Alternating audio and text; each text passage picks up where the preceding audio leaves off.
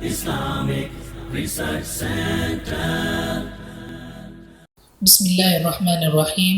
محترم سامعین و ناظرین، قربانی کے جانور کی کیا لمٹ ہے، جانور کی کیا شرط ہے؟ رسول اللہ صلی اللہ علیہ وسلم نے جو شرط لگائی ہے وہ بڑی عام اور بڑی ہی سادہ ہے، جس کو ہر شخص پرکھ سکتا ہے، دیکھ سکتا ہے۔ صحیح مسلم کی حدیث ہے، رسول اللہ صلی اللہ علیہ وسلم نے فرمایا لا تذبحوا الا مسنۃ، تم صرف دوندہ جانور ذبح کرو۔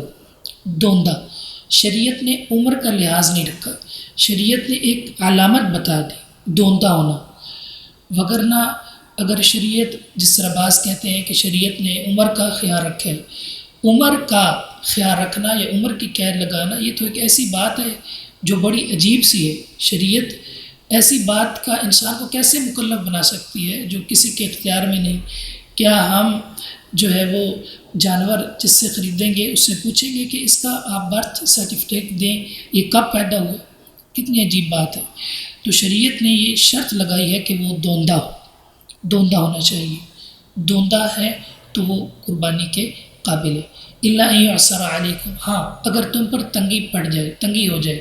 تنگی کی دو صورتیں ہیں، مارکیٹ میں موجود ہی نہیں، یا مارکیٹ میں موجود ہے لیکن مہنگائی اتنی زیادہ ہو گئی ہے کہ جیب جو ہے وہ ساتھ نہیں دے رہی، تو فرمایا فتذبحوا جذعۃ من الضأن، پھر بھیڑ کا پکا کھیرا جو ہے وہ تم ذبح کرو، بھیڑ کا پکا کھیرا۔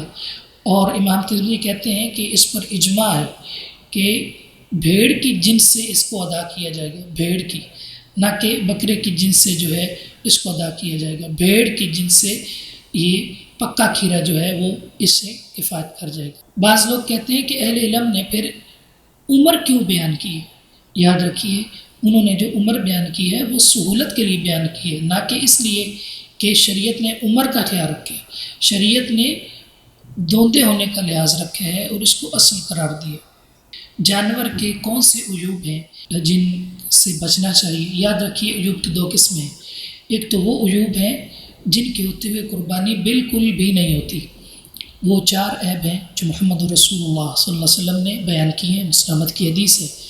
پہلا عیب یہ ہے، فرمایا کہ ایسا جانور جو واضح طور پر لنگڑا ہو، العرجاء بین عرجها، دوسرا العوراء بین عورها، ایسا کانا جس کا کانا پن بالکل واضح ہو، اسی طرح مریض، واضح بیمار، اور چوتھا یہ ہے کہ بالکل لاغر کمزور، جس کی ہڈیاں نکلی ہوئی ہوں، جس کے اندر گودا بھی نہ ہو۔